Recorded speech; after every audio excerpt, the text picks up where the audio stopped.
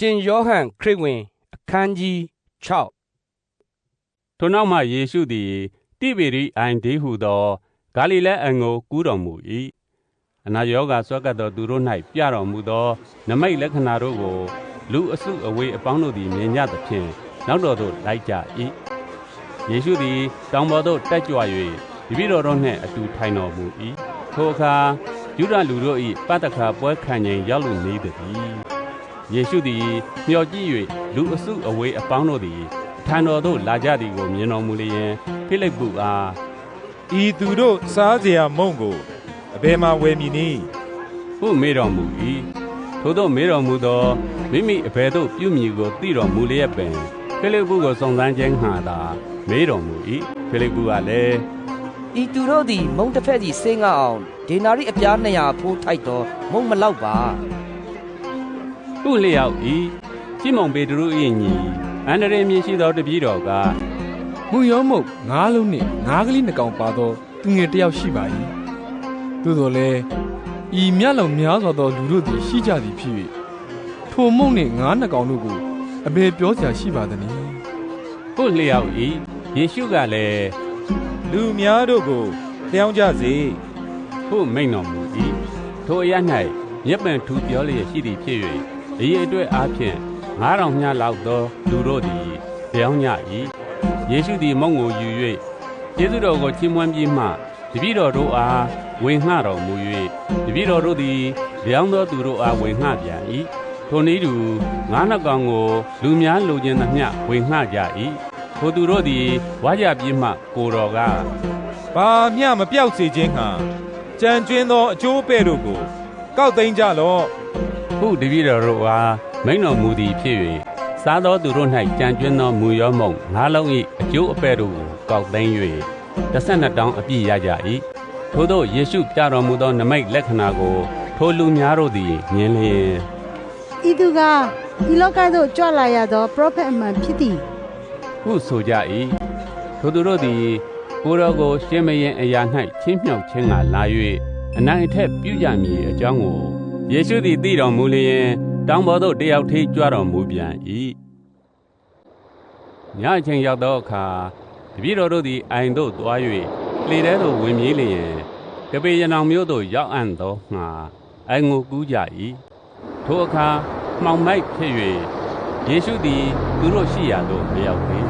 လေပြင်းမုန်တိုင်းလာ၍လှိုင်းတဘိုးထလေ၏ဤတရံခွဲ2တိုင်လောက်တက်ခတ်၍ရောက်သောအခါယေရှုသည်အိုင်ပေါ်မှဆက်တော်ဖြန့်၍လေအနီးသို့ချဉ်တော်မူသည်ကိုသူတို့သည်မြင်၍ကြောက်လန့်ခြင်းရှိကြ၏ကိုတော်ကလည်းငါပင်ဖြစ်သည်မကြောက်လန့်ကြနှင့်ဟုမိန့်တော်မူလျင်လေထဲသို့ကိုတော်ကိုဝမ်းမြောက်စွာခံယူကြ၏လေသည်လည်းရောက်လိုသောအရတ်သို့တခဏချင်းတွင်ဆိုက်လေ၏အိုင်တစ်ဖက်၌နေသောလူအစုအဝေးတို့သည်ကအထက်ကသခင်ဖျားသည်ကျေးဇူးတော်ကိုချီးမွမ်းပြီးမှလူများသည်မုံကိုစားကြရာအရတ်နှင့်အနီးတိဗေရိမြို့မှအခြားသောလှေငယ်များလာတော်လဲမနေ့၌တပည့်တော်တို့ဝင်သောလှေမှတပါအဘဲလှေမျှမရှိသည်ကို၎င်းယေရှုသည်ထိုလှေထဲသို့တပည့်တော်တို့နှင့်အတူဝင်တော်မူဘဲလျက်တပည့်တော်တို့သာသွားသည်ကို၎င်းမြင်ကြ၍ထိုအရ၌ယေရှုမှစသောတပည့်တော်တို့မရှိသည်ကိုသိကြသဖြင့်လက်ဖြံနှင့်၌လှေစီး၍ယေရှုကိုရှာခြင်းငှာကပေရနောင်မြို့သို့သွားကြ၏အိုင်တစ်ဖက်၌တွေးလျင်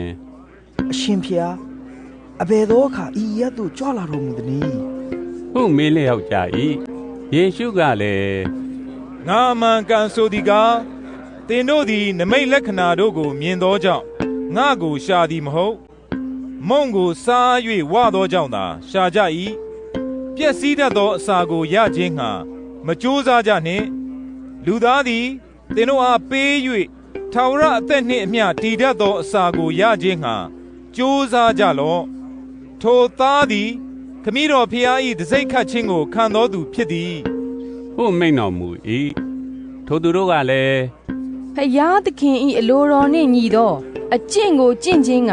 အဘယ်သို့ပြုရမည်နည်းဟုမေးလျောက်ကြ၏ယေရှုကလည်းဖျားသခင်စေလွတ်တော်မူသောသူကိုယုံကြည်ခြင်းအကျင့်ကအလိုတော်နှင့်ညီသောအကျင့်သည်ဟုမိန့်တော်မူ၏ထိုသူတို့ကလည်းသ ကျွန်ုပ်တို့သည်ကိုမျက်စိနှင့်မြင်၍ကိုတော်ကိုယုံကြည်မိအကြောင်းအဘယ်နမိတ်လက္ခဏာကိုပြတော်မူသနည်းအဘယ်အမှုကိုပြုတော်မူသနည်းကျမ်းစာ၌လာသည်ကားထိုသူတို့စားစရာဖို့ကောင်းကင်မှမုတ်ကိုဘေးတော်မူသည်ဟုလာသည်နှင့်အညီငါတို့ဘိုးဘေးများသည်တော်၌မာနကိုစားကြသည်ဟုလျှောက်ကြ၏ယေရှုကလည်းငါအမှန်ကန်ဆိုသည်ကားမောရှေသည်ကောင်းကင်မုန့်ကိုသင်တို့အားမပေးခမည်းတော်သည်မှန်သောကောင်းကင်မုန့်ကိုသင်တို့အားပေးတော်မူ၏ဘုရားခင်မုန့်မူကားကောင်းကင်မှဆင်းသက်၍လောကီသားတို့အားအသက်ကိုပေးသောမုန့်ပေသည်ဟုမိန်တော်မူလျင်သခင်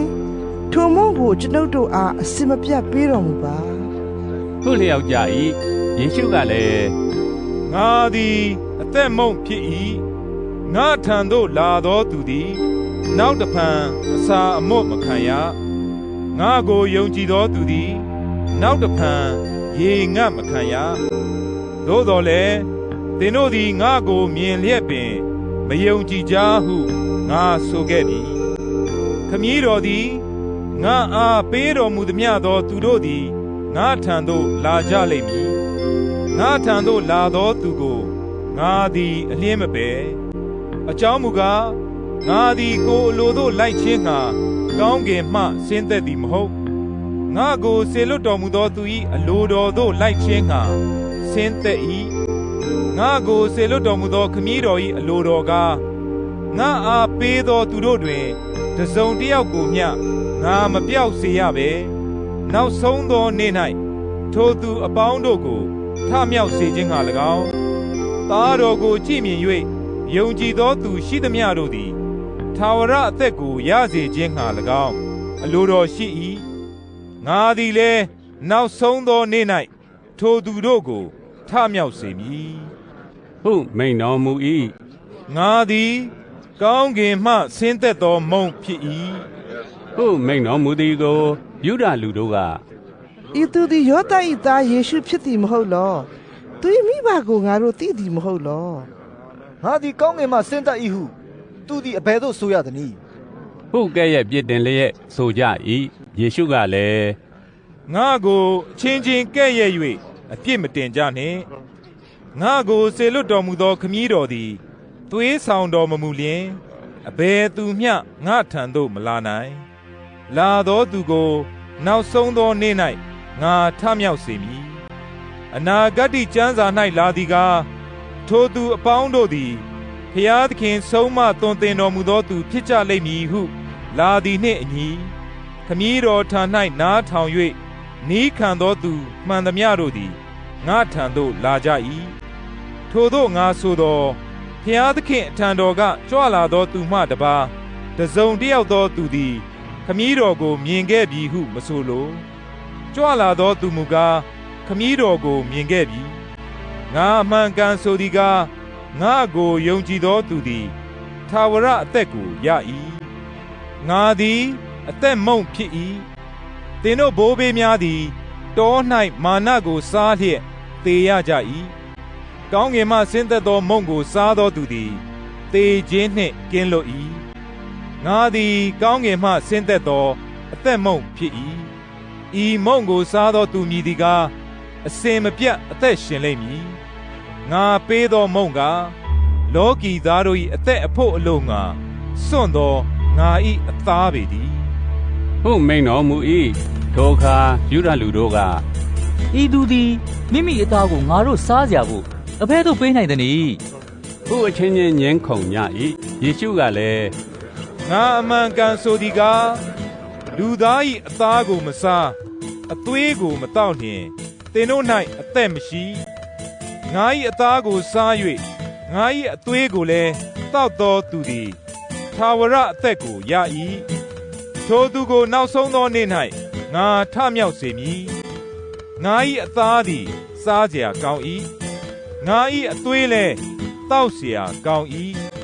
ငါ၏အသားအသွေးကိုတောက်စားသောသူသည်ငါ၌တည်၏ထိုသူ၌လည်းငါတည်၏အသက်ရှင်တော်မူသောခမည်းတော်သည်ငါကိုစေလွတ်တော်မူ၍ငါသည်ခမည်းတော်အားဖြင့် အသက်ရှင်သည်နီးတူငါကိုစားသောသူသည်ငါအားဖြင့်အသက်ရှင်လိမ့်မည်ဤမုံကကောင်းကင်မှဆင်းသက်သောမုံဖြစ်၏သင်တို့ဘိုးဘေးများသည်မာနကိုစားနှင့်သေရတဲ့ကဲ့သို့မဟုတ်ဤမုံကိုစားသောသူသည်အစင်မပြတ်အသက်ရှင်လိမ့်မည်